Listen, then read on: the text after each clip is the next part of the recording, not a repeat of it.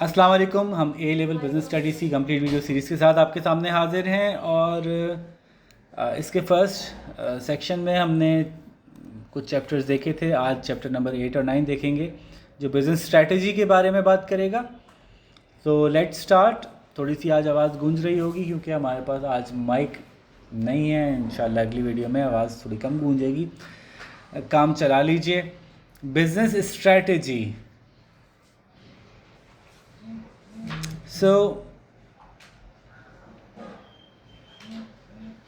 Business strategy का मतलब क्या होता है भाई?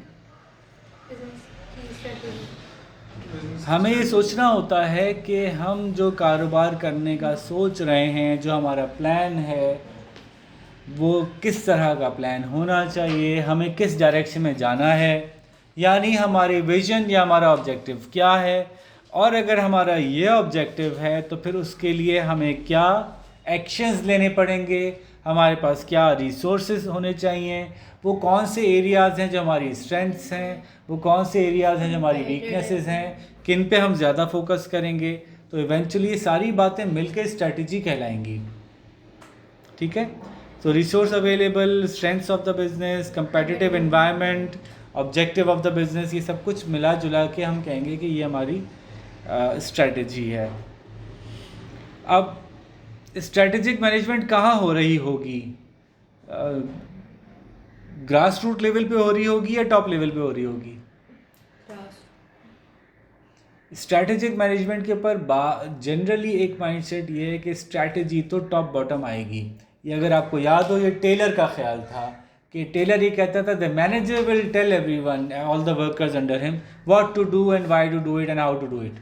All the ways of doing something are to be driven from the manager. लेकिन जापानी सिस्टम्स हैं और बाद में और भी सिस्टम इवॉल्व हुए जो ये कहते हैं कि स्ट्रैटेजी बॉटम टॉप भी हो सकती है, क्योंकि जो बंदा खुद काम कर रहा है हाथ से, बाद वक़्त वो ऐसे क्लूज़ देता है आपको कि वो आपको एक बेहतर स्ट्रैटेजी बनाने के लिए बहुत ही इम्पॉर्टेंट डेट्रीमेंटल होता है उसका इनपुट। तो बहरहाल सबसे पहला काम ऑब्जेक्टिव सेट करना है और ऑब्जेक्टिव जो हैं वो स्मार्ट होने चाहिए। आपको याद है स्मार्ट का क्या मतलब होता है? सस्टेनेबल। स्मार्ट में एस से शुरू होता है बेटा।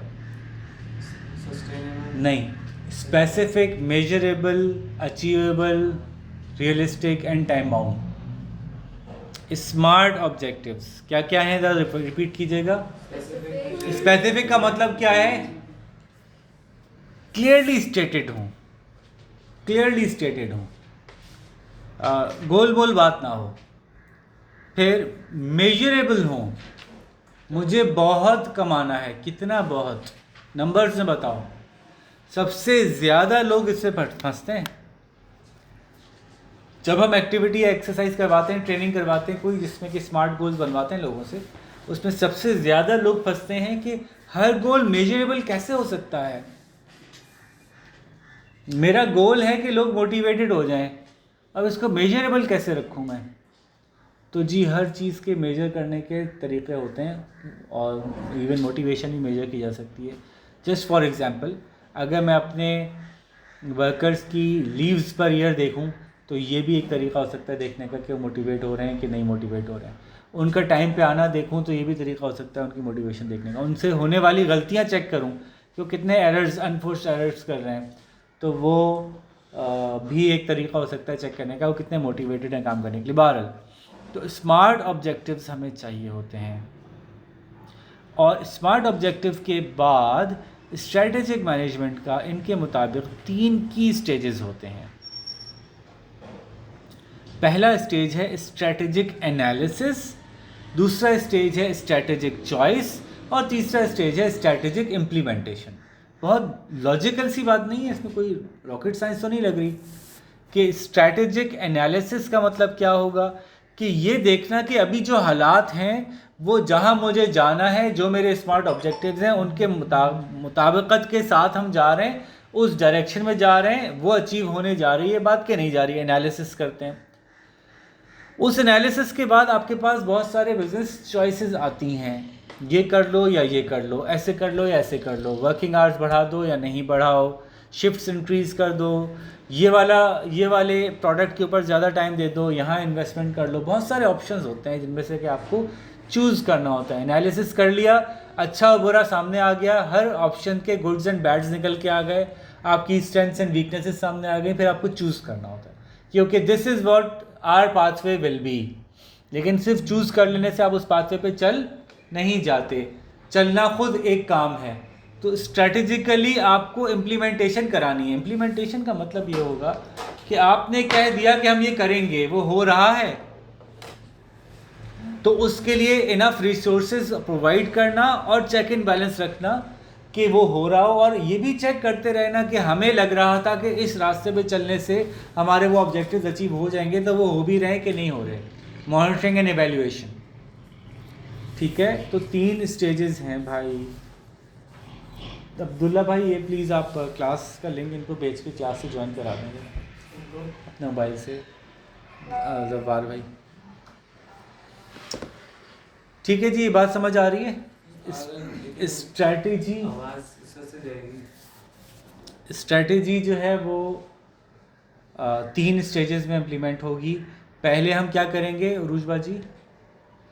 एनालिसिस करेंगे कि हालात क्या हैं। उसके बाद क्या करेंगे? स्ट्रैटेजिक चॉइस होगी। उसके बाद क्या होगी? Strategic implementation. इम्प्लीमेंटेशन में ये भी आएगा कि जो स्ट्रैटेजिकली इंपॉर्टेंट जोन्स हैं उनको वो प्रोवाइड किया जाए, जो उनको चाहिए उनको प्लान करके दिया जाए, उनको एग्जीक्यूशन में हेल्प की जाए। साथ में उनकी मॉनिटरिंग एंड इवैल्यूएशन भी आएगी कि ये सही है, यही करना था या कुछ और करना ज़्यादा बेहतर था। ठीक है। फिर सवाल ये आ सकता है कि डिसीजन स्ट्रैटेजिक भी हो सकता है और टैक्टिकल भी हो सकता है। थोड़ी सी इसकी एग्जांपल ले लेते हैं, यहाँ से आगे चलेंगे, जो कि इन्होंने खुद यहाँ भी दी हुई है। स्ट्रैटेजिक डिसीजंस जो हैं वो होते हैं जिनका ताल्लुक़ लॉन्ग रन से होता है, लेकिन टैक्टिकल डिसीजंस वो होते हैं जिनका ताल्लुक़ शॉर्ट रन या मीडियम टर्म से होता है। बाज़ लोग इसको स्ट्रैटेजिक, टैक्टिकल और ऑपरेशनल में 3 में बांटते हैं कि स्ट्रैटेजिक ऑब्जेक्टिव के बारे में डिसीजन हो रहा है, इसका मतलब है 10 साल की पॉलिसी के बारे में बात हो रही है। टैक्टिकल की बात हो रही है तो 1 से 3 साल के बीच में बात हो रही है, और अगर ऑपरेशनल की बात हो रही है तो ये डे टू डे की बात हो रही है, विद इन अ ईयर का काम की बात हो रही है। तो जिस चीज़ की इम्प्लीकेशन लॉन्ग रन में है वो स्ट्रैटेजिक कहलाती है। स्ट्रैटेजिक डिसीजंस को रिवर्स करना आसान नहीं होता। क्यों? हालांकि वो तो अगले 10 साल की बात की मैंने। अगर मैंने अगले 10 साल की बात की है तो बस स्टार्ट कर दिया, तो फिर चूँकि पूरी ऑर्गेनाइजेशन उसके हिसाब से बिल्ड कर चुका हूँ ना, उसके हिसाब से लोन ले चुका हूँ, उसके हिसाब से हायरिंग हो गई है, उसके हिसाब से सब कुछ सेट हो गया है, मशीन ख़रीद ली है, उसके हिसाब से सारे प्रिंटिंग हो गई हैं, हर चीज़ उस स्ट्रैटेजी के हिसाब से पहला कदम रखा था, तो उसी के हिसाब से अलाइन करके ली थी। तो पूरी ऑर्गेनाइजेशन उस स्ट्रैटेजी के हिसाब से गियर अप है, उसको फिर चेंज करना आसान नहीं होता और अच्छा भी नहीं होता। लेकिन बहरहाल कम से कम कुछ फ्लेक्सिबिलिटी तो स्ट्रैटेजी में होनी चाहिए, कुछ फ्लेक्सिबिलिटी तो होनी चाहिए।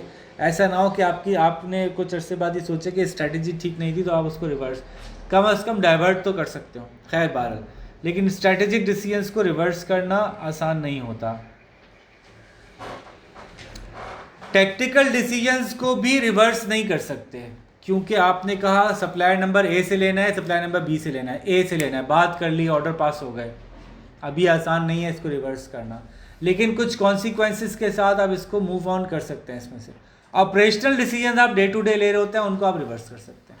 अब ज़रा एग्जांपल्स दे देंगे हम थोड़ी सी। स्ट्रैटेजिक डिसीजन ये है कि हमें दुबई में अपनी एक दुकान खोलनी है, ये एक स्ट्रैटेजिक डिसीजन है। दुबई में बिज़नेस को शुरू करना है, ये रिवर्स कैसे होगा? अगर एक दफ़ा फैसला हो गया है तो हमने कहाँ से लोन ले लिया होगा, वहाँ पे जगह ख़रीद ली होगी, अपनी टीम हायर कर ली होगी, दुबई खड़े होंगे। अब दुबई में खड़े, अब रिवर्स कैसे होगा? टैक्टिकल डिसीजन ये हो सकता है कि दुबई के सबब में लेना है या मेन जगह पे लेना है, तो ये भी मुश्किल है, क्योंकि अगर आपने डिसीजन ले लिया तो आप उसको बंद करके वहाँ कैसे जाएंगे? वेरी डिफ़िकल्ट, लेकिन हो सकता है it would bear a high cost. ठीक है। तीसरा है ऑपरेशनल डिसीजन।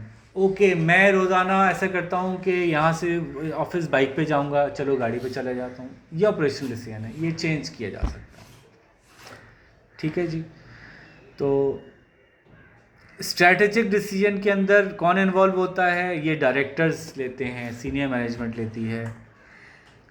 टैक्टिकल डिसीजन वो लेती है जो उस काम के लिए ऑथराइज होती है। तो हो सकता है कोई सीनियर मैनेजर ही हो सकता है कोई मिडिल मैनेजर भी ऑथराइज हो कि तुम ये डिसीजन ले लो। स्ट्रैटेजिक डिसीजन आमतौर पे क्रॉस फंक्शनल क्रॉस डिपार्टमेंटल होता है, यानी वही डिसीजन का इम्पैक्ट एचआर पे भी आएगा, उसी डिसीजन का इम्पैक्ट फाइनेंस से भी आएगा, उसी डिसीजन का इम्पैक्ट ऑपरेशन से भी आएगा। टैक्टिकल डिसीजन जो है वो आमतौर पे किसी एक डिपार्टमेंट का डिसीजन होता है। ये कुछ फ़र्क हो सकते हैं। ये देखें, इन्होंने एक छोटी सी एक साइकिल दी है। मिशन एंड ऑब्जेक्टिव्स बनाने के बाद आप स्ट्रैटेजिक एनालिसिस करते हैं, उस स्ट्रैटेजिक एनालिसिस के बाद चॉइस करते हैं, चॉइस के बाद इम्प्लीमेंटेशन करते हैं, उसके बाद मॉनिटरिंग एंड एवेल्यूएशन होती है, इसके बाद आप अगली स्ट्रैटेजी बनाने की तरफ जाते हैं, अगले ऑब्जेक्टिव्स बनाने की तरफ जाते हैं। This cycle goes on for some companies in 5 years, for some company it goes on in 10 years। तो ये डिपेंड करता है आपकी कंपनी का किस तरह का बिजनेस और क्या।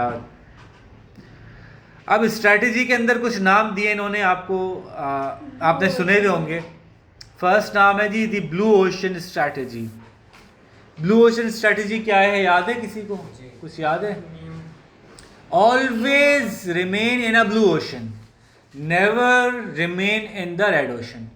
The ocean that you are at the moment, if it is blue, this means you are the only one in it. आपके कोई कंपेटिटर नहीं है। दिस मीन्स कि ये एक इनोवेटिव कंपनी है, ये नए नए प्रोडक्ट लाती रहेगी। जब आप कोई नया प्रोडक्ट लाएंगे तो वो ब्लू ओशन ब्लू रहेगा नहीं, कुछ अरसे में उसमें और लोग जंप इन करेंगे, jump to another blue ocean, जहाँ पे आप फिर लीड करो। Is it possible every time? आपको याद है कि ब्लू ओशन जब आप लोग कुछ शुरू किया होगा अपने ओ लेवल्स, तो ब्लू ओशन में एप्पल की मिसाल दी जाती थी, लेकिन फिर एप्पल जिस ओशन में एग्जिस्ट कर रहा था वो ब्लू नहीं रहा, अब वो रेड ओशन है। हर कोई जंप इन कर चुका है, स्मार्टफोन्स, टैबलेट्स, कंप्यूटर्स, हर चीज़ में कंपटीशन मौजूद है। क्या एप्पल ने नया ब्लू ओशन बना लिया है? Not easy. अभी तक एप्पल, हम नहीं समझते कि वो नए ब्लू ओशन में एग्जिस्ट कर रहा है, वो रेड ओशन में ही अब गिरफ्तार है फ़िलहाल। उसी में कुछ इनोवेट करके पार्शली उसको ब्लू करने की कोशिश करता है, लेकिन वो टोटली एक नए प्रोडक्ट की तरफ नहीं जाता। अच्छा, ये रेडिकल किस्म के डिसीजंस होते हैं, कंपनी इतनी जल्दी जल्दी ले भी नहीं पाती ना रेडिकल डिसीजंस, प्रोडक्ट छोड़ के दूसरे प्रोडक्ट पे जाना। और ये छोड़ा वैसे ऐसे नहीं जाता, बल्कि उसको आउटसोर्स कर देते हैं या उसको ब्रांच आउट कर देते हैं और एक नई ब्रांच की तरफ जाते हैं, एक नए प्रोडक्ट को भी साथ में डेवलप कर लेते हैं, कैश का और स्टार वाला स्टाइल अपना लेते हैं। तो आप कोई मिसाल दें, कोई और आपके जहन में है ऐसा प्रोड्यूसर, इसको आप पसंद करें या ना करें, लेकिन ब्लू ओशन स्ट्रैटेजी को आपको लगता हो कि कुछ करीब करीब बात चल रही है? ब्लू ओशन स्ट्रैटेजी किसी प्रोड्यूसर ने आपके सामने, कोई ऐसा बिजनेस ओनर कोई नज़र आता है आपको? जब एआई आया था, जब था ओपन एआई, ब्लू ओशन बंदा इसको कैसे नहीं जानते हम? जैसे स्टीव जॉब्स जो था, उसने ब्लू ओशन की कोशिश की, शुरू में कामयाब भी रहा, फिर वो काम इतना फैल गया कि अब अगले ब्लू ओशन तक नौबत नहीं आ सकी। और कोई?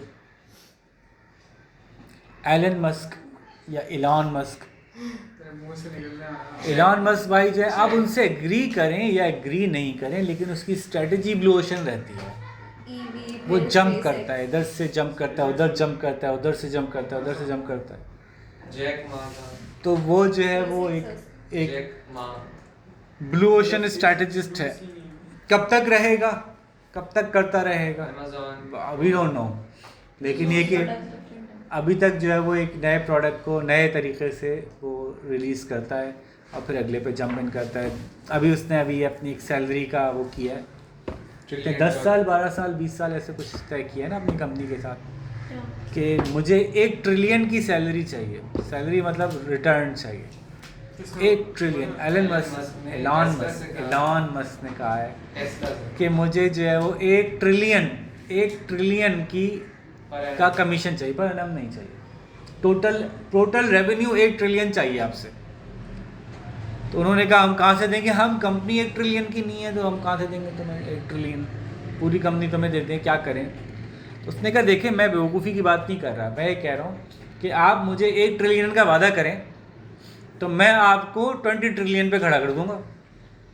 तो उन्होंने कहा बहुत अच्छे, कोई मसला नहीं है, अभी हमारे वो शेयर जिसकी कीमत तुम 20 टाइम्स बढ़ाओगे ना, तो 1 ट्रिलियन को 20 से डिवाइड करो, कितने बने? तो अगर तुम बना लोगे तो तुम्हें तो ये रहे तुम्हारे शेयर अभी दे दिए, जो तुम्हें हर साल मिलते रहेंगे। तुम्हारे शेयर तुमने संभाल के रख लिए, हर साल मिलेंगे। इनकी टोटल वर्थ लेट सपोज उनकी वर्थ जो है वो 5 बिलियन है, 5 बिलियन पर एनम देंगे, टोटल मिला के 20 बिलियन हो जाएंगे। अगर तुम इनको 1 ट्रिलियन कर लोगे तो हम ओके, हमें क्या मसला, तुम इनको 1 ट्रिलियन कर लो, हमारी कंपनी 20 ट्रिलियन पे पहुंच जाएगी, जहाँ भी पहुंच जाएगी ऐसे।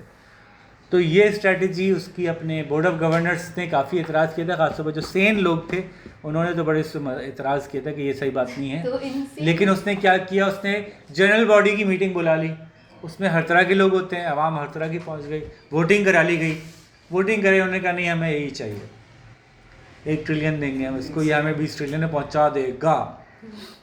सही है भाई, लोगों का उस पर ट्रस्ट है तो ठीक है। उसके खुद के भी पहले की भी शेयर थे ना उसमें। तो ये एक फ्रेमवर्क है। पहला वापस ब्लू ओशन रहेगी उसकी। ब्लू ओशन आइडेंटिफाई करने के लिए जिन्होंने ब्लू ओशन स्ट्रैटेजी इंट्रोड्यूस करवाई थी, उन्होंने 4 सवाल दिए हैं। ब्लू ओशन स्ट्रैटेजी में 4 सवाल हैं। अब ये आपके लिए नहीं होगी बात, ब्लू ओशन स्ट्रैटेजी तो आपने सुनी है, इसके 4 सवाल शायद आपने इस एंगल से नहीं सुना हो। पहला सवाल है raise, RAISE, what factors such as quality or customer service could be raised above the industry standard? एक ब्लू ओशन अपने आप को ऊपर उठा के भी बनाया जा सकता है। हाँ, ठीक है, हर कोई सब स्टैंडर्ड बेच रहा है, मैं ब्लू ओशन बना रहा हूँ, मैं हाईएस्ट स्टैंडर्ड की बेचूंगा लोएस्ट प्राइस पे, ये भी हो सकता है। ब्लू ओशन का मतलब हर वक्त ये ज़रूरी नहीं है कि उस जैसा प्रोडक्ट कभी किसी ने बनाया ही ना हो, बल्कि एग्जिस्टिंग प्रोडक्ट या एग्जिस्टिंग मार्केट को लेके भी एक ब्लू ओशन क्रिएट किया जा सकता है। तो एक पॉसिबिलिटी क्या है कि आपने ये सवाल किया कि can we raise something like quality standard raise कर सकते हैं, तो उस पर काम कर लेते हैं अगर जगह गुंजाइश है सिग्निफिकेंटली, इतना कि न्यू स्ट्रैटेजी न्यू मार्केट बन जाए उसकी एक तरह से। क्वालिटी स्टैंडर्ड नहीं कर सकते, प्राइसिंग में कुछ कर सकते हैं, कहाँ कर सकते हैं, कस्टमर सर्विस में कर सकते हैं, ओके डिपेंड करेगा ना। और रिड्यूस है उसमें। अगला है रिड्यूस का क्या मतलब है, Cost। क्या आप कंपेटिटिव हो सकते हैं कॉस्ट कटिंग करके, या प्रोडक्ट के अंदर कोई उसका कोई एलिमेंट कम कर दें, किसी तरह से भी कोई वेस्ट रिडक्शन करके आप ऐसे कंपेटिटिव पॉइंट पे स्टैंड कर सकते हैं जहां आप खड़े हो वहाँ उस वक्त कोई और ना खड़ा हो सका हो। फिर एलिमिनेट, वो कौन से फैक्टर्स हैं जो कि आप एलिमिनेट कर सकते हैं all together. What factors that the business had used to compete against rivals could be eliminated altogether? अब इसका क्या मतलब हुआ, इसको थोड़ा सा और डेप्थ में देखते हैं। रेज समझ में आ गया, रिड्यूस समझ में आ गया, एडवर्टाइजिंग रिड्यूस कर सकते हो किसी तरह से तो ब्लू ओशन में चले जाओगे, बगैर एडवर्टाइजिंग के कैसे जाओगे तो भी सोचना पड़ेगा तुम्हारी चीज़ कैसी है। एलिमिनेट करने की बात हो रही है कि कौन से फैक्टर्स ऐसे हैं जिनको कि आप पहले compete करने के लिए इस्तेमाल करते थे, वो फैक्टर्स ही एलिमिनेट कर दें। अभी उस पर मैं आता हूँ कि ये कैसे होगा। चौथी बात आसान है तो पहले वो कर लेते हैं। Create, which factors should be created that the industry has never offered before. नया प्रोडक्ट ले आए, मसलन के आपने कहा, अब मैं एलिमिनेट की बात कर रहा हूँ, मसलन आपने कहा कि जी हम बात करेंगे प्रिंट की, प्रिंट ए, प्रिंट बी, प्रिंट सी हमारी कंपनी है, वो बनाती है कपड़े, प्रिंट से मुकाबला हो रहा है। आपने कहा मुकाबले को प्रिंट से बाहर कर दो, किसी और चीज़ से मुकाबला करो, अपनी प्रोडक्ट में कोई ऐसा एज लेके आओ जो कंपटीशन की रेंज से बाहर हो जाए, उस पर कंपटीशन कोई करता ही ना हो, कर ही नहीं सकता, अभी तक ना कर रहा हो, उस हवाले से उस एंगल से कोई कंपटीशन अभी तक ना कर रहा हो। और समझ आ रही है? इसकी मिसाल दीजिए कोई। जैसे मैंने कहा प्रिंट से बाहर आ जाओ, फिर किस में आओ, टेक्सचर पे आ जाओ। ओके, टेक्सचर पे भी कंपटीशन होता है, टेक्सचर से बाहर आ जाओ, फिर किस पे आओ। ऐसा करते हैं हम, कहाँ बेच रहे हो इस पे आ जाओ। हम ऑनलाइन भी बेच रहे हैं, कोई नहीं बेच रहा, नहीं भाई सब जगह बेच रहे हैं। अब कैसे, अब किस चीज़ को एलिमिनेट, कंपटीशन के कौन से एंगल को एलिमिनेट किया जाए, तो ये आप सोचते जाइए। ईस्टर्न से वेस्टर्न में आ जाओ, पॉइंट ऑफ सेल्स को चेंज कर लो, कस्टमर मार्केट चेंज कर लो, कस्टमर बेस चेंज कर लो, कोई एक चीज़ इस पर कंपटीशन हो रहा है उसको एलिमिनेट कर दो। ठीक है, और इन्होंने कुछ मिसालें भी दी हुई हैं, लेकिन आगे चलते हैं। फिर एक और बात, ये सब सारी बातें इसलिए हो रही हैं, ये आपको एग्ज़ाम में यूज़ करनी हैं। ये हैं कि चले गए, you are the only one here. कुछ बातें हैं जो आपको एग्ज़ाम में यूज़ करनी है, इसलिए वो जहन में सुनते रहिए, आपको काम आएंगी ये सारी बातें। अगला पॉइंट है सिनेरियो प्लानिंग।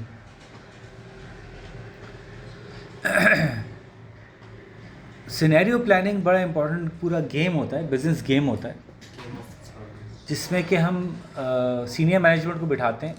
ऑलमोस्ट जब जिन दिनों में स्ट्रेटेजिक प्लानिंग हो रही होती है ना, उन्हीं दिनों में बिठाया जाता है। 5 साल, 8 साल, 10 साल, हर बिज़नेस की अपनी अपनी साइकिल होती है। तो जिन दिनों में वो साइकिल हो रही होती है, इन दिनों में सिनेरियो प्लानिंग भी होती है। सिनेरियो प्लानिंग क्या होता है, आपने एक स्ट्रैटेजी बनाई है कि हम जो है वो, मैंने अभी जैसे कहा दुबई में अपना एक स्टोर खोल रहे हैं, तो फिर मैनेजर्स को या सीनियर पोजीशन पे लोगों को बिठा के बात की जाएगी, व्हाट इफ़ आप कामयाब हो गए, फिर क्या करेंगे। व्हाट इफ़ आपकी कॉस्ट मीट नहीं हुई, फिर क्या करेंगे। और वो सिनेरियो बिल्कुल हवा में तुक्के नहीं होते, बल्कि वो फिज़िकली वो एक्सपीरियंस लोग देख रहे होते हैं कि ऐसा हो सकता है कि ये ना हो सके।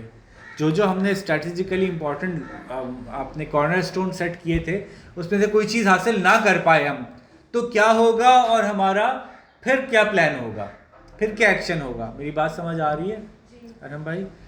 सिनेरियो प्लानिंग का मतलब समझ में आ रहा है? इसमें आप एक्सपीरियंस लोगों को बिठाते हैं और वो देखते हैं कि हमारे जो आउटकम्स हैं वो अगर सक्सेसफुल हो गए तो क्या होगा, और अगर सक्सेसफुल नहीं हुए तो क्या होगा। जो हम चाह रहे हैं वो आउटकम्स अचीव हो गए तो क्या होगा, और नहीं हो सके तो क्या होगा। इसमें काफ़ी लड़ाइयाँ होती हैं, क्योंकि मुख्तलिफ डिपार्टमेंट्स बैठ के मुख्तलिफ कीड़े निकालते हैं। और अक्सर ऐसा होता है कि जो एक बंदा कीड़ा निकालता है वो किसी और के डिपार्टमेंट का ही होता है। अक्सर ऐसा हो रहा होता है। हमने जो स्ट्रैटेजिक प्लानिंग की मीटिंग्स अरेंज करवाई हैं, उसमें हमें नज़र आता है कि आप जो थ्रेट्स निकालते हैं ना, आमतौर पर वो थ्रेट्स आप दूसरे के डिपार्टमेंट में ज़्यादा आसानी से निकाल पा रहे होते हैं। समहाउ वल्लाह आलम ऐसा क्यों है, या कह लें कि हम अंदाज़ा तो है कि ऐसा क्यों है, लेकिन बारह तो मुख्तलिफ बिजनेसेस के लिए मुख्तलिफ सिनेरियोज़ रखे जाते हैं। उसमें सोशल चेंज को देखा जाता है, इकोनॉमिक सिचुएशंस को देखा जाता है। अभी हम ये जो प्लानिंग कर रहे हैं, इसमें जो हमारी जो भी फोरकास्ट हैं वो करंट सिनेरियोज़ पे हैं। अगर ये फोरकास्ट चेंज हो गई, कोविड आ गया, अब ये एक्सट्रीम सिनेरियो है, तो नॉर्मली कंपनीज एक्सट्रीम सिनेरियोज़ पे नहीं जाती, प्लॉजिबल सिनेरियोज़ पे जाती हैं। लेकिन जो बहुत ही बड़े कारोबार होते हैं, बहुत बड़े लेवल पे काम करते हैं, वो प्लॉजिबल और एक्सट्रीम दोनों को सामने रखते हैं कि अगर ऐसा होगा तो फिर हम क्या करेंगे। ठीक है, सही है, बात समझ आ रही है? फिर इसका हेडिंग क्या थी? Scenario planning. सिनेरियो प्लानिंग का क्या फ़ायदा होता होगा? सिनेरियो प्लानिंग से क्या होता होगा? तो ऐसा हो गया तो क्या करेंगे, कोविड आ गया तो क्या करेंगे। मैनेजर्स को फोर्स करता है कि वो भी सोचें जो हो सकता है। वरना क्या होता है, आप प्लानिंग कर लेते हैं, आप सोचते हैं बस यही होना है जो हमने प्लान किया है, वो फिर आप वो सोचते ही नहीं है कि अगर ये नहीं हुआ तो क्या होगा। तो आप काउंटर स्ट्रेटजीज आपके जहन में आती हैं, और अगर वो ना हुआ तो आप क्या स्ट्रेटजी अपनाएंगे, बनाते हैं आप, इसको काउंटर स्ट्रेटजी कहते हैं। इमरजेंसी के सिचुएशन में रेडी रहना है। और अप्रोच आपकी फ्लेक्सिबल हो जाती है। लेकिन इसका नुकसान क्या होता है, इतनी अनसर्टेनिटी। अगर आप अनसर्टेनिटी गिनने पे आ जाए ना, तो इतनी अनसर्टेनिटी होती है कि आपको एक ब्लॉक लगाना पड़ता है कि भाई हम ये मीटिंग 1 दिन पूरा करेंगे, 2 दिन करेंगे, निकालते चले जाओ, कीड़े निकलते चले जाएंगे। अगर यूँ हो गया तो, अगर यूँ हो गया तो, अगर यूँ हो गया तो फिर हम कोई लिमिट लगाते हैं इसमें, वरना तो ये बहुत ज़्यादा हमारा दिमाग खा जाती है। और फिर जब लोग ज़्यादा सोचने लगें तो उनको अपनी एक्चुअल स्ट्रेटजीज पे ना शक होने लगता है। कि शायद ये हो नहीं पाएगा जो हम सोच रहे हैं। इतना ज़्यादा सोच लिया आपने ऑल्टरनेटिव स्ट्रैटेजीज़ के ऊपर। और उसके अलावा जो है वो आम तौर पे आप ये कह सकते हैं कि आपकी जो बिज़नेस स्ट्रेटजी जो सिनेरियो प्लानिंग में है, उसमें आप कभी भी उस सिनेरियो के लिए प्लान कर नहीं सकते जो अभी हुआ ही नहीं, बड़ा बड़ा। जैसे कोविड के लिए किसने प्लान किया होगा? नहीं, किसी ने भी प्लान तो नहीं किया था। जब हो गया कोविड तो फिर उसके ऊपर रिटेलिएट किया, रिस्पॉन्स किया, उसके हिसाब से एडजस्ट किया। लेकिन कोई पहले से किसी मीटिंग में सोच के नहीं बैठा होगा कि एक दिन कोविड आएगा तो फिर हम यूँ करेंगे, है ना। तो ये इसकी शॉर्ट कमिंग है कि हर चीज़ को वो कर नहीं सकता पॉसिबली। इसी दौरान हमारे सामने एक चीज़ आती है, इसको हम कहते हैं स्वॉट एनालिसिस। स्वॉट, SWOT, strengths, weaknesses, opportunities and threats. कोई भी strategic tool, strengths, weaknesses, opportunities and threats. Strengths की वजह से अपॉर्चुनिटीज़ हैं और वीकनेसेस की वजह से थ्रेट्स हैं। तो कोई भी बिजनेस का स्ट्रेटेजिक टूल, एक टूल है, एक तरीका है सोचने का। कोई भी एक तरीका ये नहीं कह सकते कि ये मुकम्मल कामयाब तरीका है, बस ऐसे सोच लो तुम्हारे पूरे बिजनेस की स्ट्रेटेजिक थिंकिंग मुकम्मल हो गई। नहीं, ऐसे कह नहीं सकते। तो हम मल्टीपल टूल्स यूज़ करते हैं। ख़ासतौर पे हम जब बड़ी कंपनीज़ को स्ट्रैटेजिक थिंकिंग में लेके जाते हैं। अच्छा, स्ट्रैटेजिक थिंकिंग एक्सरसाइज बिल्कुल ऐसे होती हैं जैसे कि आप साइकेट्रिस्ट के पास जाते हैं। सुन रहे हैं? स्ट्रैटेजिक थिंकिंग एक्टिविटी जब होती है बड़ी बड़ी फर्म्स में, तो ऐसा होता है जैसे कि कोई साइकेट्रिस्ट के पास जाता है और ऐसा समझें कि 10 साइकेट्रिस्ट हैं और 500 लोग आए हुए हैं या 50 लोग आए हुए हैं, depending upon the size of the company. 10 psychiatrist हैं, 50 लोग आए हैं, एक ही कमरे में बैठे हुए हैं और साइकेट्रिस्ट उनको सोचने पे मजबूर करते हैं। अच्छा सोचिए, अच्छा अभी ये सोचिए, अब हमने ये सोचना है, हमने यहाँ पहुँचना है। और जो कंसल्टेंट होता है, स्ट्रैटेजिक कंसल्टेंट, उसका काम होता है टाइम कीपिंग करना, वक्त के अंदर फैसले करवा लेना। और लोग आपस में इतना गुस्से हो जाते हैं, उनके गुस्से को ठंडा करते रहना, उनको अलाइन रखना कि भाई काम की बात करनी है हमें। 5 दिन के लिए पूरी टॉप मैनेजमेंट को बुला दिया, कंपनी की छुट्टी कर दी, तो आपको इसमें प्रोडक्टिव होना है, नतीजा निकाल के ही बाहर आना है। तो बड़ा मज़ेदार काम होता है। इसमें सब बहुत गालियाँ गलौज भी होती है, हाथापाई भी हो जाती है बातों का, और बातों का लोग छोड़ के भी चले जाते हैं, अपना कंपनी छोड़ देते हैं स्ट्रेटेजी मीटिंग के अंदर, रिज़ाइन कर देते हैं कि आपने ये, मैं नहीं है, मैं। तो बाल ये बड़े इंटरेस्टिंग काम होता है।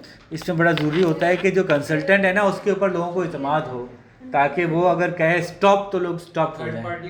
थर्ड पार्टी होता है आमतौर पर, थर्ड पार्टी होता है। वैसे बहुत सी सारी कंपनीज की इंटरनल स्ट्रैटेजिक मीटिंग्स भी होती हैं। बाल हम चूँकि कंसल्टेंट्स ही थे तो हमने जब भी गए थर्ड पार्टी मीटिंग में ही गए, और हम एक गेम ये करते थे कि उनकी जो भी स्ट्रैटेजी हो, उन्होंने जो भी स्ट्रैटेजी बनानी हो, हम पहले से ऑर्गेनाइजेशन का बड़ा एक लंबा सर्वे और पूरा उसका आउटलुक देखते थे, और एक स्ट्रैटेजी हम भी बना के लेके जाते थे कि लेट्स सी के, चूँकि हम मल्टी डिसिप्लिनरी शुबों से कंसल्टेंट्स जमा हुए होते थे और हमारा एक्सपोजर पाकिस्तान की बहुत सी कंपनीज़ के साथ था, तो हमारा भी कुछ ना कुछ एक एक्सपीरियंस तो है।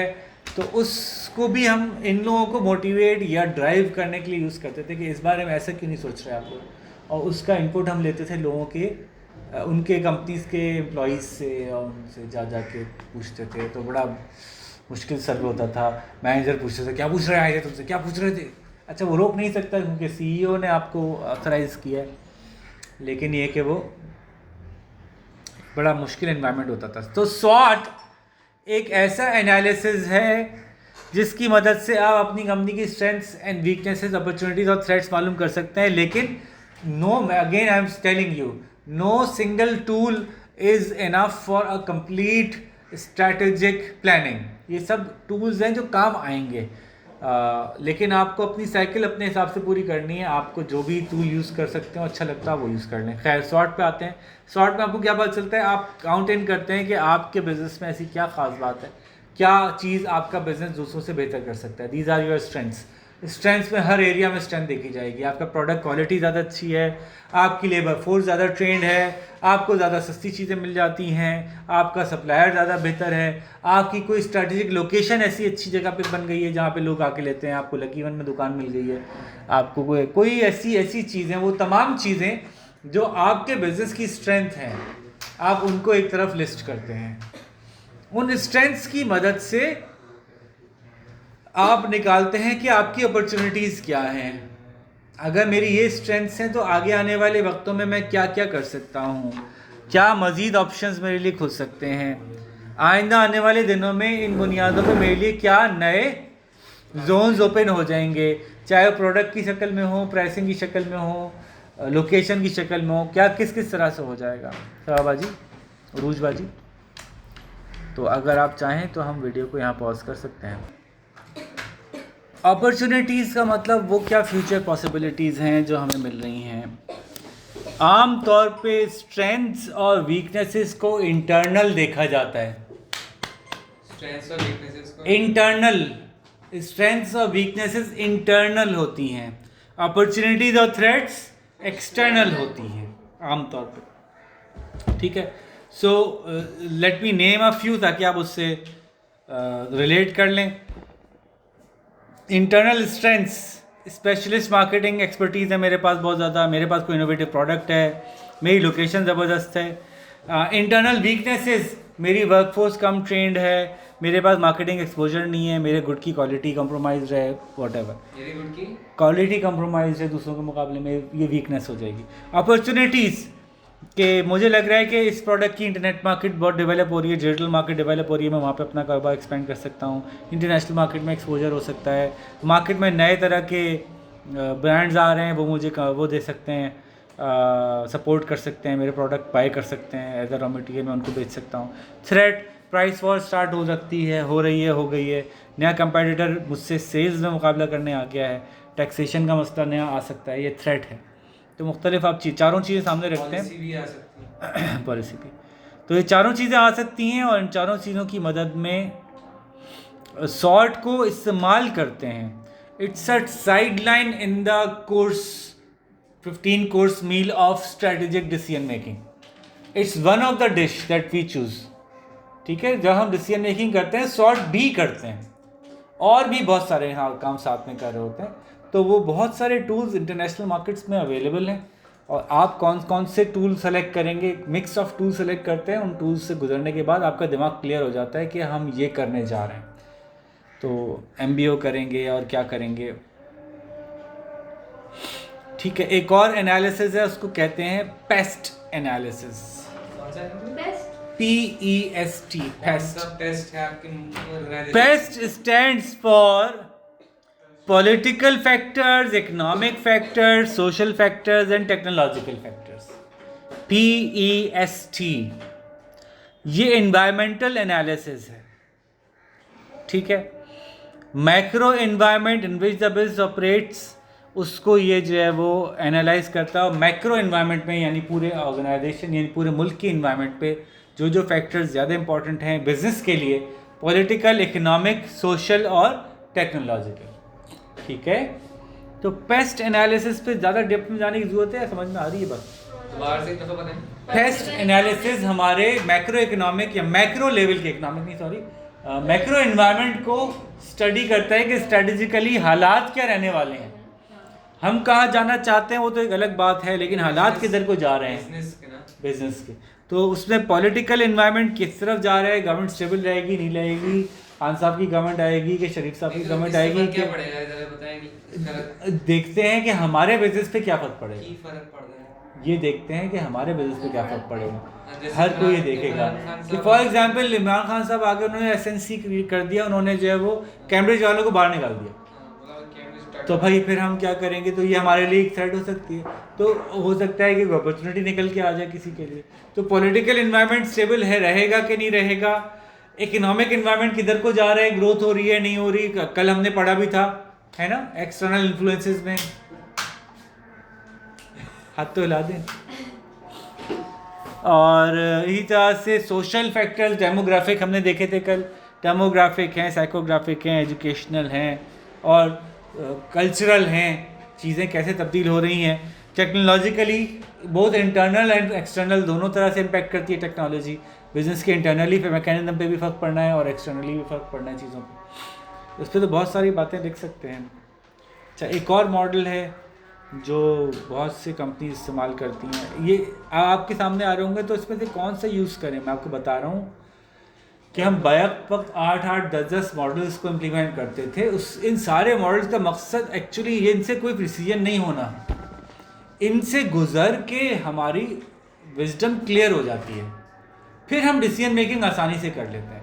If I have my strengths in front of me, my weaknesses in front of me, opportunity, और इतना बड़े बड़े बोर्ड लगाते हैं हर तरफ में। 5-6 दिन की पूरी वर्कशॉप होती है, आमतौर पे किसी होटल में होती है, घर से दूर ले जाते हैं, ठंडे इलाकों में बिठाते हैं कि आपको घर नहीं जाना है, घर का नहीं सोचना, मोबाइल फ़ोन्स ऑफ करवा देते हैं और बड़े बड़े बोर्ड लगे हुए हैं, उनके ऊपर जो है हम बैठ के स्ट्रेंथ्स लिखी हैं एक जगह, वीकनेसेस एक जगह लिखी हैं, अपॉर्चुनिटीज एक जगह, थ्रेट एक जगह, पेस्ट एक और बोर्ड पे हुआ है, और वो सब आपकी निगाहों के सामने, और अब आप बात करने जा रहे हैं। तो समझ में आया कि अंदर कोई वो है, पेस्ट आ गया, जाहिर है वर्ड उसी से निकला है, तो क्यों रखा है पेस्ट, ताकि कैची रहे। तो इसी तरह से एक मॉडल है पोर्टर का 5 फोर्सेस एनालिसिस। पोर्टर का मॉडल भी यूज़ होता है स्ट्रैटेजिक डिसीजन मेकिंग में। पोर्टर भाई साहब है, पोर्टर भाई साहब है जी, माइकल पोर्टर। Michael Jordan. याद ही नहीं रहने यार, नहीं, याद हो जाएंगे, जब आप लाइट में जाएंगे ना तो याद हो जाएंगे, बाकी सबके भी हुए। सबके हो जाएंगे। शॉर्ट याद है कि नहीं है? शॉर्ट याद है, लोगों का नाम, हाँ, लोगों का नहीं नाम याद, लोगों का नाम पूछा ही नहीं। नहीं, नाम लोगों का नाम नहीं पूछते। पोर्टर मॉडल में पोर्टर का नाम याद है बस, वो पोर्टर होगा तो माइकल ही होगा, मतलब माइकल ही होता है, डेविड होता है, माइकल होता है, ऐसे माइकल जॉर्डन लेके आ गए। मॉडल ही पोर्टर है तो जाहिर है। कोई बात नहीं। ठीक है, तो 5 फोर्सेस के अंदर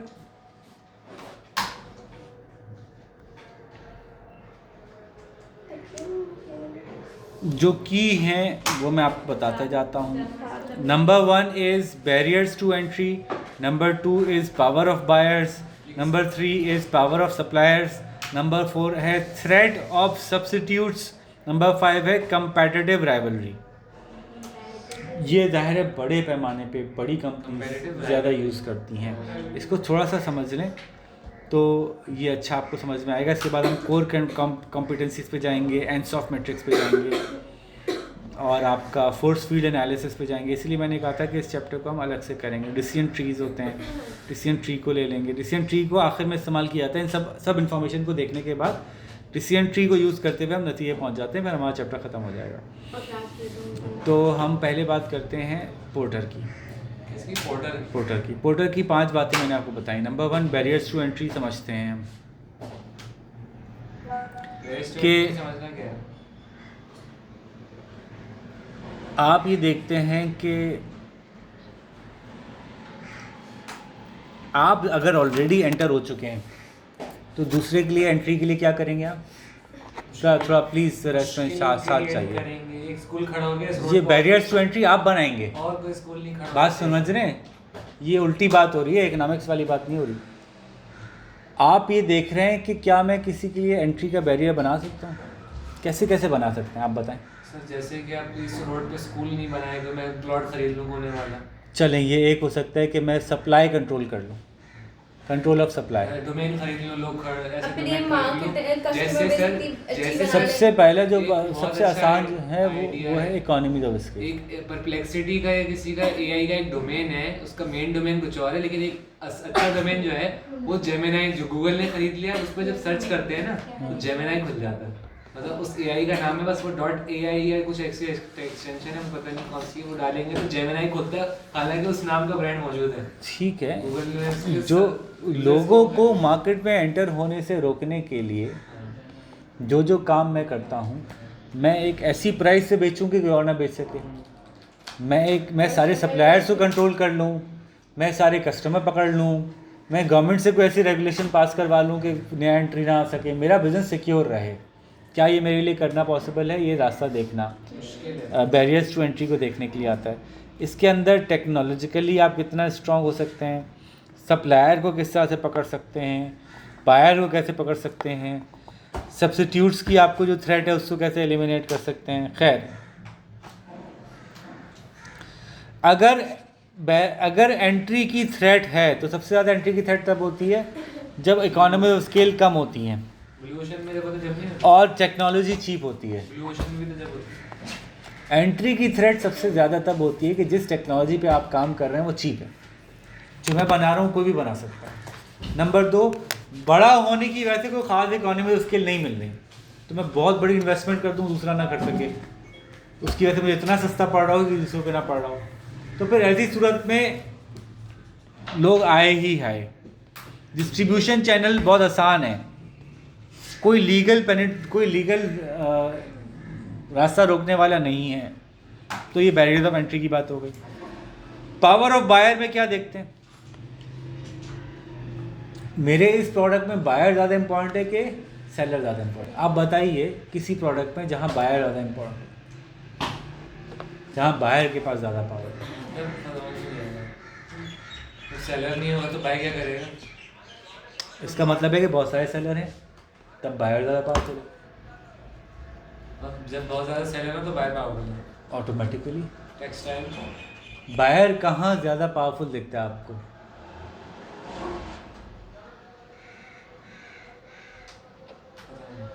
जब आप किसी ऐसी मार्केट में जाते हैं जहाँ सेलर बायर से ज़्यादा हो, तो आप मार्केट में एंटर होते ही आपके पीछे लोग लगना शुरू हो जाते हैं। इधर आ जाओ भाई, इधर आ जाओ भाई, इधर आ जाओ भाई, भाई इधर आ जाओ भाई, वो कितने कितने, अरे बहुत सही चीज़ नहीं दे रहा, मुझसे ले लो मैं कम की दे दूंगा, अच्छा मुझसे ले लो मैं ज़्यादा कम की दे दूंगा। जब बोर्ड बेसन पे जाते हैं तो वो खड़े हो जाते हैं। बायर ज़्यादा पावरफुल है फल क्योंकि सप्लायर कम है, सप्लायर ज़्यादा हैं, बायर्स कम है। फल उस वक्त जबकि सप्लायर ज़्यादा हो बायर कम। रमज़ान में क्या करते हैं? सप्लाई शॉर्ट कर देते हैं, सप्लाई शॉर्ट हो जाती है तो बायर ज़्यादा हो जाता है, सप्लायर कम हो जाता है, सप्लायर पावरफुल हो जाता है। समझ में आ रही है बात? लैपटॉप मार्केट में अगर दुकानें बहुत सारी हैं और कंज्यूमर कम है, लोग कम चक्कर लगा रहे हैं, तो बायर पावरफुल हो गया। तो बायर का पावरफुल हो जाना बिजनेस के लिए कैसा है? नुकसानदेह है। नुकसानदेह है। तो इसका मतलब है कि वो ये देखेंगे कि बहुत ज़्यादा सप्लायर अगर चढ़े हुए हैं इसमें, तो हम देख लें फिर। Undifferentiated small businesses, there are lots of small undifferentiated businesses. तो मैं कह सकता हूँ इससे छोड़ो इससे ले लो, इससे छोड़ो इससे ले लो, तो यूँ बायर पावरफुल हो गया। स्विचिंग और कॉस्ट ऑफ स्विचिंग बहुत आसान है, बायर पावरफुल हो गया। अच्छा, सप्लायर्स कितने पावरफुल हैं? इसका उलट हो जाएगा, बायर पावरफुल है कि सप्लायर पावरफुल है मेरे इस बिजनेस में, मुझे ये देखना है। तो सप्लायर को कब पावरफुल कर सकता हूँ मैं? जब बहुत सारे बायर्स हों और कम सेलर्स हों, या कम से कम मेरा प्रोडक्ट यूनिकली आइडेंटिफाइबल हो कि ये वाला नहीं मिलेगा आपको, वो तो बहुत कुछ मिलता रहेगा आपको, ये भी मिलेगा, वो ये वाला नहीं मिलेगा आपको। ठीक है? जैसे कि बहुत सारे पाकिस्तानी पेंटर्स हैं लेकिन गुलजी की पेंटिंग अलग है। गुलजी पेंटर है तो गुलजी एक अलग बात, गुलजी का अलग तरीका है। ठीक है? और बताइए, सप्लायर को पावरफुल बनाने के लिए मैंने एक कहा कि सप्लायर की तादाद कम कर दीजिए, ये एक पॉसिबल है, लेकिन मेरे लिए तो नहीं पॉसिबल ना। मैं ये कर सकता हूँ क्या? अगर मैं देख रहा हूँ एक जगह बहुत सारे सप्लायर हैं, मैं वहाँ सप्लायर की तादाद कम कर दूँ, अनम भाई क्या मैं ये कर सकता हूँ? नहीं। मैं देख रहा हूँ, मैं एक ऐसी मार्केट में खड़ा हूँ जहाँ बहुत सारे सप्लायर्स हैं, मैं सप्लायर पावर बढ़ाना चाहता हूँ, तो क्या मैं क्या करूँ? दूसरों को निकाल दूँ बिजनेस में से? सप्लायर पावर कम दिख रही है, एक जैसी चीज़ सब बेच रहे हैं, बाहर के हाथों रुल रहे हैं, अब क्या करूँ? सप्लायर पावर कम है तो क्या करूँ? बढ़ा दूँ, प्राइस बढ़ा दूँ। कैसे बढ़ा दूँ? तो सारे सप्लायर हैं, सब सप्लायर मिलके प्राइस बढ़ा दूँ। सब सप्लायर मिलने के लिए कार्टेल बना दूँ। एक पॉसिबिलिटी हो सकती है कि कार्टेल बना लिया जाए, कार्टेलाइजेशन, लेकिन इलीगल है। और क्या कर लूँ? मैं खुद निकल जाऊँ उस जगह से, दूसरी जगह चले जाओ। मैं इसी जगह चले जाऊँ जहाँ पे कि सप्लायर कम हो, ये भी तो एक रास्ता है। ब्लू ओशन स्ट्रैटेजी पे चले जाओ। लेकिन ब्लू ओशन तो अलग स्ट्रेटजी है ना, इतना नहीं है। लेकिन मुझे ये नज़र आना चाहिए कि बायर की पावर कितनी है, सप्लायर की पावर कितनी है, इससे मुझे फैसला करने में आसानी होगी कि नहीं होगी? होगी। चौथी चीज़ है सब्स्टिट्यूट्स का थ्रेट कितना मौजूद है। मैं जो काम कर रहा हूँ आने वाले दिनों में इसके जैसे और कितने आ जाएंगे। मैंने आज नेटफ्लिक्स बनाया है, क्या ये सारी अगले आने वाले 100 साल तक नेटफ्लिक्स की कहानी पता है आपको कैसे बना नेटफ्लिक्स? जी नो पता है? अरम भाई बताएंगे। जी अरम भाई कैसे बना? पहले क्या थे ये लोग? पहले ये लोग ब्लॉकबस्टर की तरह ही थे। मसलन क्या करते थे? ब्लॉकबस्टर क्या मतलब करते ये थे? लोग सीरीज रेंट रेंट करते, कैसेट्स रेंट करते थे, वीडियो कैसेट्स होते थे वो रेंट करते थे। ओके। और उस रेंटल में बहुत सारे मसले थे, बहुत problem. Rental is a issue, चीज़ ख़राब हो जाएगी, भी लोग सीडीज़ का ज़माना आ गया, फिर पायरेसी का ज़माना, बड़े सारे मसाइल देखे उन्होंने, ऑलमोस्ट बंद होने वाले थे। और सारे बड़े बिजनेस जो थे ऑलमोस्ट बंद होने वाले होते हैं, फिर छा जाते हैं। आ जाते छा गया वाला लेकिन ब्लॉकबस्टर ने कुछ नहीं किया ना। ऐसा नहीं है कि सारे बड़े बिजनेस ऑलमोस्ट बंद होने वाले थे फिर छा जाते हैं। एक्चुअली 200 बड़े बिजनेस थे जो बंद होने वाले थे, उसमें से 190 बंद हो गए, हाँ 10 बच गए थे।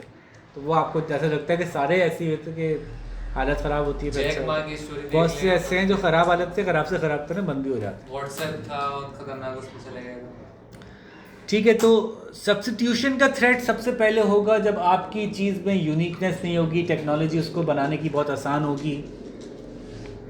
आपको पता है कि पिछले 10 साल से मीडिया इंडस्ट्री और प्रिंट जो वो है क्या नाम है पायरेसी इंडस्ट्री, इनमें एक वॉर चल रही है और बहुत हैवी वॉर चल रही है। मतलब गवर्नमेंट्स इन्वॉल्व हैं, गन फाइट्स इन्वॉल्व हैं इसमें जो है वो ब्रूटल फोर्स इन्वॉल्व है, छापे पड़ रहे हैं, पुलिस पकड़ रही है, जेल में डाला जा रहा है लोगों के जो अकाउंट्स हैं ब्लॉक किए जा रहे हैं, उनके पीछे पुलिस पड़ी हुई है कि किसी तरह से ग्लोबल पायरेसी नेटवर्क को बंद कर दिया जाए। सबसे बड़ा मशहूर जो पायरेसी का सोर्स था वो पायरेट बे था। पायरेट बे ने डेनमार्क में खोला था, वहाँ से बंद किया, स्विट्ज़रलैंड में खोला था, वहाँ से बंद किया, वहाँ से खोला था, वहाँ से बंद किया, बंद करते ही रहे, अभी तक मौजूद है पायरेट बे। किसी न किसी मुल्क में कोई ना कोई चला रहा है उसका, उस मालिक को पकड़ लिया तो पता नहीं कोई और चला रहा है, उसको पकड़ लिया उसको कोई और चला रहा है, उसको पकड़ लिया तो कुछ। वो जो डेटा सेट मौजूद है जिसमें किसके पास कौन कौन सी फाइल मौजूद है और वो बंदा अपने कंप्यूटर से उसको शेयर करा रहा है, वो पूरी बैकबोन मौजूद है अभी भी इंटरनेट पर। वो बैकबोन गायब करने की कोशिश कर रहे हैं, वरना मुझे तो नहीं पता होगा कि अमेरिका में एक बंदा बैठा हुआ फलानी फिल्म उसके कंप्यूटर पड़ी हुई है और वो शेयर कराई हुई उसने, मुझे तो नहीं पता चलेगा। पायरेट्स बे के पास ये पूरा नेटवर्क की इन्फॉर्मेशन है कि कौन सी फिल्म, कौन सा ड्रामा, कौन सा टीवी शो किसके पास इस वक्त शेयर के लिए अवेलेबल है, मैं उससे कनेक्ट करके वो चीज़ डाउनलोड कर लेता हूँ। ये एक इंटरकनेक्टेड नेटवर्क ज़बरदस्त पायरेसी के लिए मौजूद है। तो अभी एक वक्त था कि ऐसा लग रहा था कि पायरेसी हार जाएगी और मीडिया जीत जाएगा, लेकिन अब ऐसा लग रहा है कि पायरेसी जीत चुकी है, मीडिया हार चुका है। तो इंटरेस्टिंग है ये भी बात। तो अगर हमारी सब्स्टिट्यूट्स की थ्रेड में सबसे इम्पोर्टेंट बात ये है कि हमारी जो टेक्नोलॉजी है प्रोडक्शन की वो कितनी ईजी है तो वो खटाखट दूसरा बन जाएगा। आप ये नहीं समझो पायरेसी की बात नहीं हो रही, बात हो रही है सब्स्टिट्यूशन की, जितनी ईजीली हमारे प्रोडक्ट का सब्स्टिट्यूट खड़ा हो सकता है। तो एक वजह उसके सब्स्टिट्यूट खड़ा करने की कि आपकी टेक्नोलॉजी ऐसी है कि उसको रेप्लिकेट किया जा सके। जैसे कि यूट्यूब है, यूट्यूब पे पायरेसी क्यों नहीं होती? क्योंकि उसने फ्री कर दिया, रास्ता निकाल लिया उसने। मेरी टेक्नोलॉजी इतनी सस्ती है कि उसको रेप्लिकेट करने का कोई फ़ायदा नहीं है। मैं सिर्फ कस्टमर बेस से खेल रहा हूँ। अब कस्टमर बेस मेरा इतना ब्रॉड है कि मैं एड रेवेन्यू से कमा लूँगा, मैं अपने प्रोडक्ट की प्राइस नहीं रखूँगा। प्रीमियम दे दिया कि इसको तो ये जो रास्ता था ये ज़्यादा अच्छा रास्ता था। इसके बाद अभी मजबूरन ये लोग भी आए छोटे मुल्कों के अंदर। नेटफ्लिक्स ने छोटे मुल्कों में प्राइसेस काफ़ी नीचे कर दी जहाँ उनके पास वो नहीं था, कस्टमर बेस नहीं था। ठीक है, तो सब्स्टिट्यूशन का थ्रेट जो है वो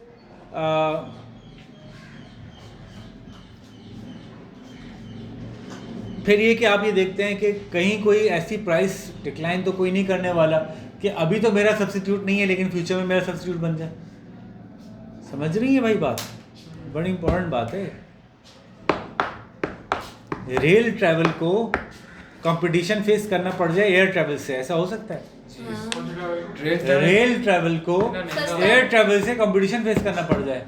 एयर टिकट सस्ते हो जाए, अगर एयर टिकट इतने सस्ते हो जाए, बेटा ये आवाज़ इधर आ रही है, तो वो ये सिचुएशन क्रिएट हो सकती है। तो आपको अपनी सब्स्टिट्यूशन की थ्रेट को बिल्कुल हर वक्त देखते रहना है ताकि मैं आगे उसके हिसाब से स्ट्रेटजी बनाऊँ। स्ट्रेटजी बनाने से पहले सारी इन्फॉर्मेशन मेरी आंखों के सामने होनी चाहिए और कंपेटिटिव राइवलरी को देखना है कि मेरे कंपटीशन में इस वक्त कौन कौन लगा हुआ है, मेरे जैसे प्रोडक्ट्स कौन कौन बना रहा है और कौन कौन से ऐसे प्रोडक्ट्स हैं जो आने वाले दिनों में मेरे जैसे हो जाएंगे। कौन मेरा मार्केट शेयर उठा के ले जाएगा, वो मेरा मार्केट शेयर क्यों उठा के ले जा रहा है, मेरे पास वो क्या एज है जिससे कि मैं अपना मार्केट शेयर रिटेन रख सकूँगा, मैं इस पूरी साइकिल में कहाँ खड़ा हूँ। तो 5 फोर्सेस मॉडल है पोर्टर का जिसकी बेस पे कि आप काफ़ी अवेयर हो जाते हैं। वंस अगेन ये सब मॉडल आपको फैसला निकाल के नहीं ला के दे देते कि आपने सारी चीज़ें इसमें डाली, गुड़ गुड़ गुड़ गुड़ गुड़ चलाई, नीचे निकल गया कि टुडुम आईफोन बना लो, ऐसा नहीं होता। बल्कि ये आपको फैसला करने से पहले अच्छी तरह से अवेयर करता है। These are all the tools, all the lenses that you put on before eventually finally deciding where to go, which way to adopt. कोई लेटेस्ट लेंस है? लेटेस्ट लेंस तो AI लेंस है, वो आपके कोर्स का part नहीं है। अब AI का मतलब AI आपका बिजनेस का एनालिसिस करता है। हाँ, AI जो है ना वो मल्टी मॉडल एनालिसिस करता है सारे कर जैसे आई डोंट नो शायद आपकी किताब में है भी नहीं, वो भी आपका नैश इक्विलिब्रियम है या आपका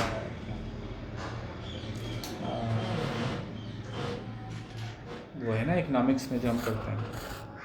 गेम थ्योरी एक बहुत इंटरेस्टिंग एनालिसिस है, थोड़ा कॉम्प्लिकेटेड है, उसमें इकोनॉमेट्रिक्स इन्वॉल्व होती है, बहुत अच्छा एनालिसिस है।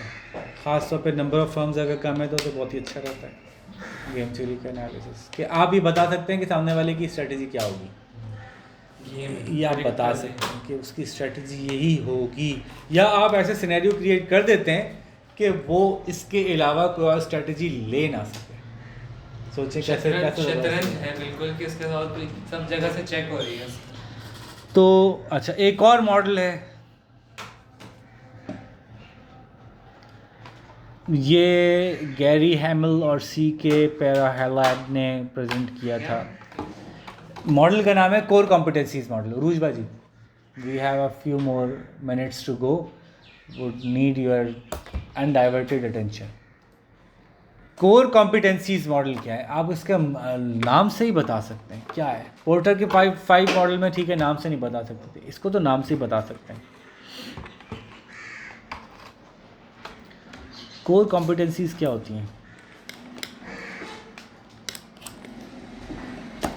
यार, बताएं ना। कॉम्पिटेंसी के जहन में नहीं है कुछ, कॉम्पिटेंसी क्या होती है? Core competencies model.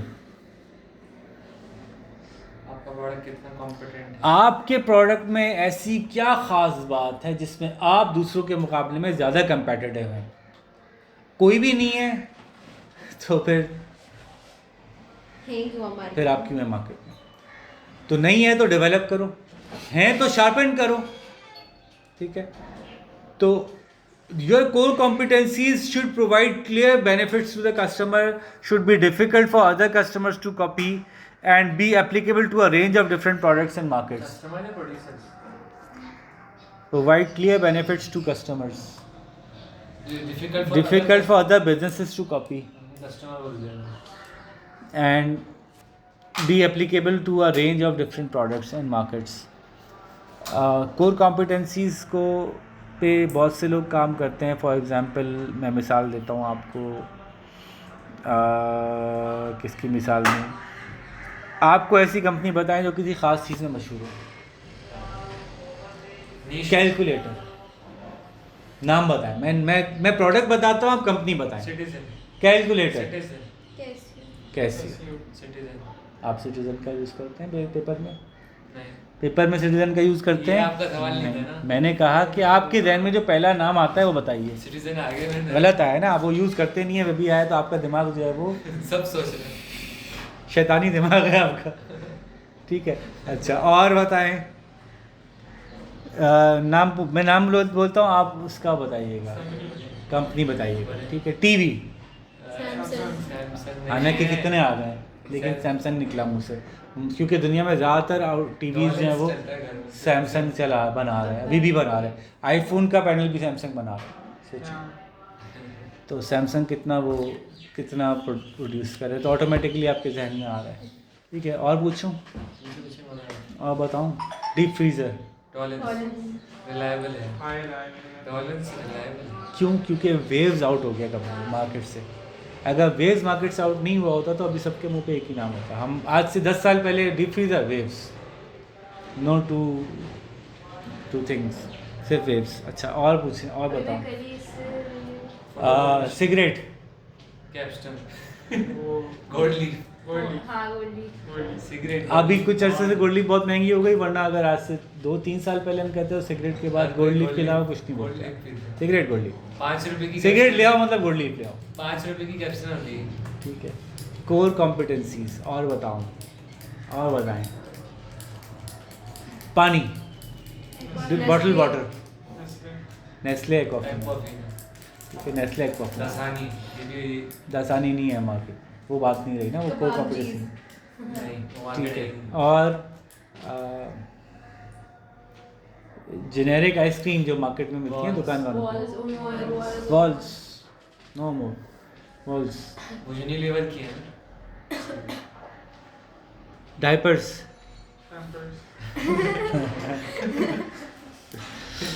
सी, सो आप किसी चीज़ में इतना अच्छे हो कि फिर आपके अलावा मार्केट में किसी इसलिए हम और का डायपर भी बोलते ही नहीं है, पैम्पर्स ही बोलते हैं। पैम्पर्स बोलते हैं। ठीक है, डिटर्जेंट को डिटर्जेंट कोई बोलता ही नहीं है, सर्फ बोलते हैं। सर्फ डाल दो, सर्फ डाल दो या सर्फ एक कंपनी का नाम है। या ब्राइट डाल दो डायरेक्ट। ठीक है, और कुछ चीज़ों में आप कहते हैं यार ये तो इसी कंपनी की लेनी है, बस ये तो इसी कंपनी की लेनी है। जैसे ड्रिल मशीन मकीटा की लेनी है, बाहर के मुल्कों में, बाहर के मुल्कों में मकीटा की लेने हैं। हाँ, वो क्या, वो बगैर उसके कॉर्डलेस ड्रिल स्क्रू ड्राइवर लेने, मकीटा की लेने, मकीटा की। ब्लैक एंड डेकर अब दूसरा नाम आ गया, उसने भी आ गया। पता ही नहीं, अगला कुछ और बताएं। ठीक है, तो आप अपनी कोर कॉम्पिटेंसीज को देखते हुए उसके ऊपर काम करते हो। तो अगर आप कोर कॉम्पिटेंसी तलाश कर लो या ये फ्यूचर रखो कि हम इन कोर कॉम्पिटेंसीज को डेवलप करेंगे, ये बहुत अच्छी स्ट्रैटेजी होती है, ऑटोमेटिकली बिजनेस सक्सेसफुल हो जाता है। तो कॉम्पिटेंसीज जो हैं वो प्रोडक्ट से शुरू होती हैं, उस प्रोडक्ट के अराउंड घूमती हैं, इस प्रोडक्ट में हमारी क्या खास बात है। तो you can have multiple competencies in one product, and from one product you can have multiple business models। ठीक है जी,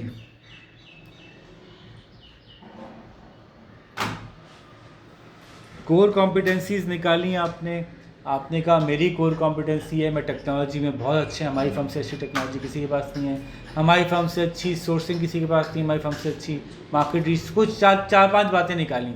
अपने कहा अगर ये सारी बातें ट्रू हैं तो ये वाला प्रोडक्ट सबसे बेस्ट मैच करता है कि हमें ये प्रोडक्ट्स, इस टाइप के प्रोडक्ट्स बनाने चाहिए, और अगर ये प्रोडक्ट्स हम सबसे अच्छे बना सकते हैं तो these are the different avenues of the business that we should go in. Sales में जाएं, सर्विस इंडस्ट्री में जाएं। शुरू करते भी क्यों नहीं करते? शुरू करते वक्त भी हो सकती है, ये शुरू करते वक्त भी हो सकती है, शुरू करने से पहले भी हो सकती है। ये सारे मैट्रिक्स, ये सारे पॉसिबल टूल्स हैं जो आप किसी वक्त भी यूज़ कर सकते हैं, शुरू में करें आखिर में करें, आपकी मर्जी है। एक और नाम आपके सामने रखता हूँ, भाई बुरा नहीं मनाइएगा प्लीज़, नाम मेरे पास हैं तो मैं आपके सामने रखूँगा। एनसॉफ मैट्रिक्स, एनसॉफ, ANSOFF, नाम है किसी का। Ansoff matrix. कहाँ का होगा बंदा? जर्मन हो सकता है Igor Ansoff, Igor Ansoff, Russian भी हो सकता है, स्वीडिश भी हो सकता है। अच्छा, best known contribution for strategic planning was developed for of the Ansoff. Igor Ansoff.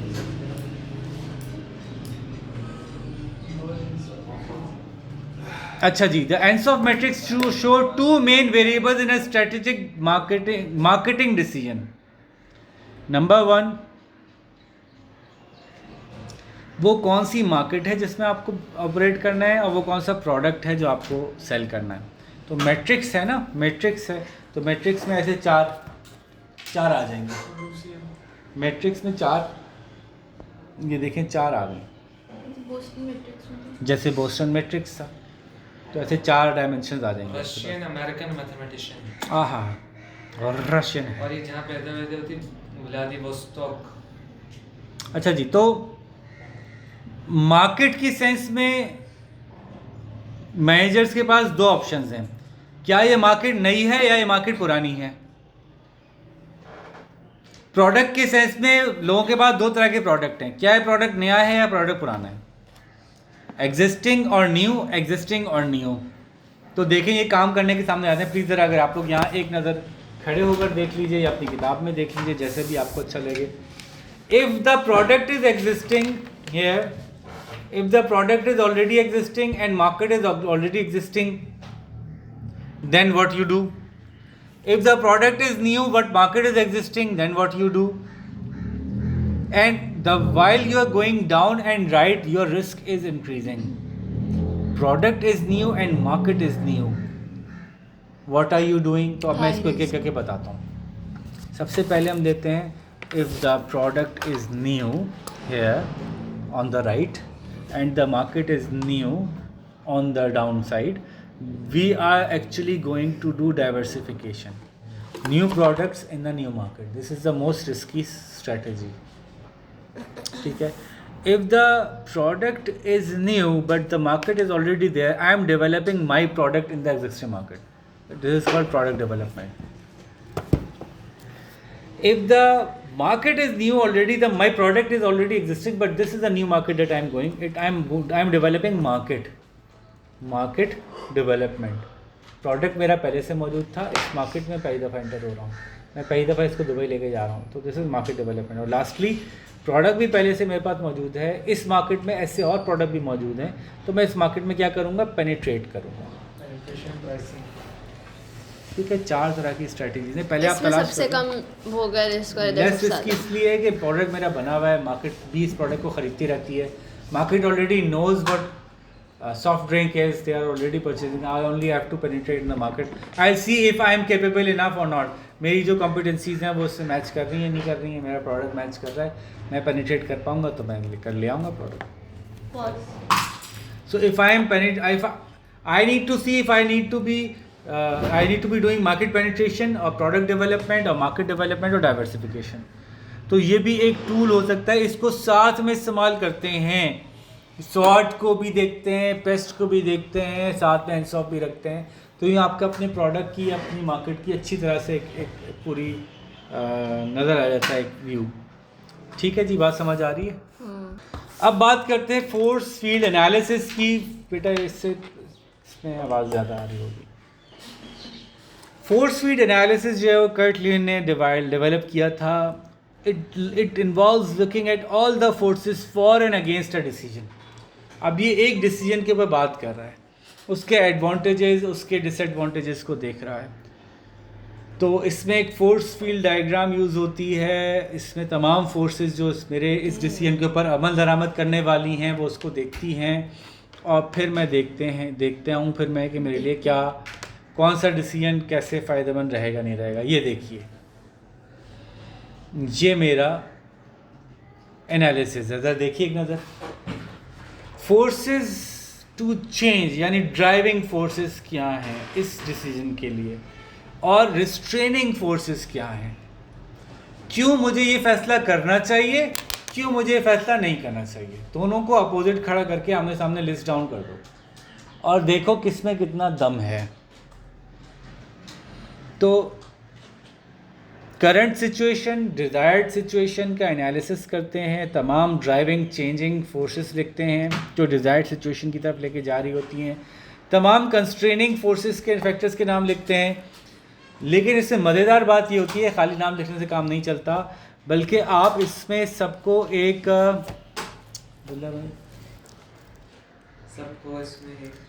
सबको इसमें आप एक नंबर असाइन करते हैं। मतलब कि फोर्स नंबर 1 कितना स्ट्रॉन्ग है। 1 का मतलब है एक्सट्रीमली वीक, 10 का मतलब है एक्सट्रीमली स्ट्रॉन्ग। जैसे आपने कहा कि अगर मैंने पूरे स्कूल में नए कंप्यूटर लगा दिए तो बहुत क्लाइंट आ जाएंगे, क्या ख्याल है, कितना लगता है कि इसका इम्पैक्ट है।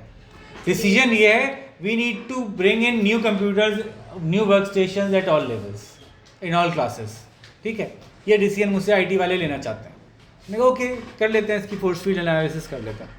तो मैंने कहा ओके बताओ कि इसके हक में क्या बात है, क्यों करना चाहिए हमें. आपने कहा इसकी वजह से बहुत कस्टमर आएंगे. तो कितने कस्टमर आएंगे इसकी वजह से? पहले ये कर लें, बंद कर देता हूँ. अच्छा, कितने कस्टमर आएंगे, क्या इसकी कितनी पावर है इस बात की? शायद एक है. कस्टमर तो एक भी नहीं आएगा इसकी वजह से. कस्टमर को क्या पता मेरे पास कौन से कंप्यूटर यूज़ हो रहे हैं? कौन आगे क्लास में देखता है कि आपके पास Core i5 है कि Core i7 है? कोई भी नहीं देखता. तो इसकी तो शायद एक ही पावर हो मैक्सिमम. मैं कहूँगा अच्छा जी कंप्यूटर नहीं आएंगे तो बच्चों की स्किल लेवल बहुत बढ़ जाएगी. क्या इससे स्किल लेवल बढ़ने का चांस है? आई डोंट थिंक सो कि इसकी वजह से स्किल लेवल कोई बहुत ही बढ़ जाएगी बच्चों की. क्या कहते हैं? You left the meeting. ठीक है, और बताइए. इसका भी 2-3 हो जाएगा. मैं कहूँगा अच्छा ये बताओ इसमें रिस्ट्रेनिंग फैक्टर्स क्या हैं. आप कहेंगे इसकी वजह से आपको 10 मिलियन एक्स्ट्रा खर्च करने पड़ेंगे. कितनी पावर है इसकी? फाइनेंशियल कंस्ट्रेंट्स कितनी पावर होगी इसकी? बहुत पावर होगी इसकी. शायद 8 पावर हो, 7 पावर हो. तो फैक्टर तो एक लिखा है लेकिन टोटल पावर्स ऐड करें आप दोनों तरफ, फिर देखें कि फैसला लिया जा सकेगा या नहीं लिया जा सकेगा. समझ में आ रही बात? क्यों ये फैसला ले लेना चाहिए, क्यों ये फैसला नहीं लेना चाहिए, वो फैक्टर्स लिखें. हर फैक्टर की इंपॉर्टेंस लिखें. जैसे कि इन्होंने कहा न्यू आईटी सिस्टम लगाना है भाई, तो देखिए जरा एक नज़र देख लें इसको, इससे आपको थोड़ा समझ में आ जाएगा इससे क्या फ़र्क पड़ा है. सवाबाजी एक एक को पकड़ पकड़ के बुलाना पड़ता है. आप प्यारे बच्चे जो ऑनलाइन सुन रहे हैं, आपने देखे कभी ऐसे पिक्चर? एक एक बच्चे को बारी बारी बुला के पूछते हैं हाँ बेटा आपको समझ में आ रहा है, आप जो पलकें तोड़ रही हैं अपनी आपको पता चल रहे तो ऑयल लगा लिया करें आप पलकों पे जी. Increase administrative efficiency. IT system लाना है, नया आईटी सिस्टम लाना है. कुछ लोग कह रहे हैं लाना चाहिए, कुछ लोग कह रहे हैं नहीं. ओके चलो नाप लेते हैं.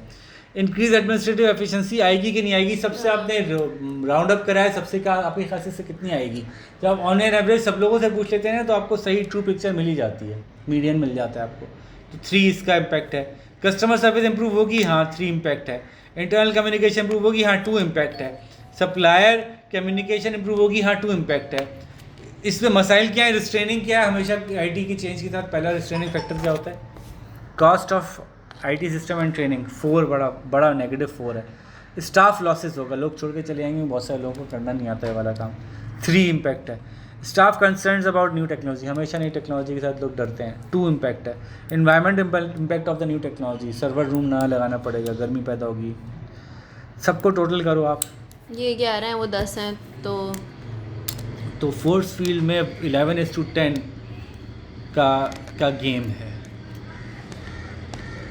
अब आप ये कहते हैं कि अभी तो ये फैसला करना लॉजिकल नहीं है, यहाँ पे ख़त्म नहीं हो गया. फोर्स फील्ड एनालिसिस तो आप भी कर सकते थे. अब ये बड़ों का गेम कब बनेगा? तो बच्चों का खेल है. बड़ों का गेम तब बनेगा कि मैं ये कहता हूँ I am the owner of the company और I am the strategic decision making and this is important for my strategy. New IT system लाना मेरी स्ट्रेटजी के लिए इंपॉर्टेंट है, लेकिन ये फैक्टर्स हैं जो मैंने देख लिया. अब मैं पता क्या करूँगा, मैं रिस्ट्रेनिंग फैक्टर्स पे काम करना शुरू कर दूँगा कि समहाउ इनको इधर से इधर ले आऊँ या इनकी इंपॉर्टेंस कम हो जाए. कैसे हो सकता है? ये 7-8 हो जाए, वो ज़्यादा हो जाए. हाँ, ये कैसे करूँगा? इनकी इंपॉर्टेंस बढ़ाऊंगा और इनकी इंपॉर्टेंस कम स्टाफ लॉस है, स्टाफ की वो करा देंगे, ट्रेनिंग कराऊंगा, मोटिवेशनल काम करूँगा, उसके साथ कोई अटैच कर दूंगा, फाइनेंशियल फ्रेंड्स बेनिफिट्स लगा दूंगा जो नए कंप्यूटर यूज़ करेंगे. सस्ते सप्लायर्स ढूंढेंगे कॉस्ट कम करने के लिए. इवेंचुअली जब ये मेरे उस पर चला जाएगा, फेवरेबल हो जाएगा, फिर मैं कहूँगा ना we can take this and everyone is on board. सही है बात, समझ आ रही है? ये इसका फिर फोर्स फील्ड एनालिसिस बहुत ही मुश्किल काम है करना, क्योंकि इसमें वैल्यू जो असाइन होती है ना वो बड़ी एब्रप्ट और आर्बिट्रेरी आरबी तरारी होती हैं. ठीक है, क्योंकि वो कोई बंदा अपनी वैल्यू जजमेंट से प्लेस कर रहा है ना, कोई एक्चुअल वैल्यूज़ तो है नहीं है.